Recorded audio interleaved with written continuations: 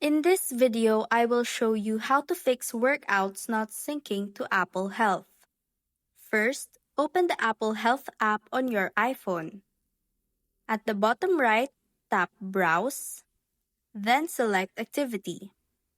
Scroll down and tap on Workouts. Then scroll again and tap Data Sources and Access. Here you will see a list of apps and devices that contribute to your workout data.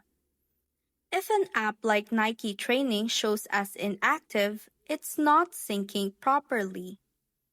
Next, open the Nike Training app on your iPhone, go to Settings, then tap Partners, and select Health to enable the connection.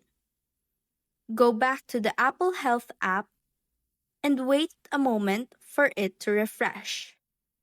You should now see that Nike is active and your workouts will start syncing correctly. And that's how to fix workouts not syncing to Apple Health.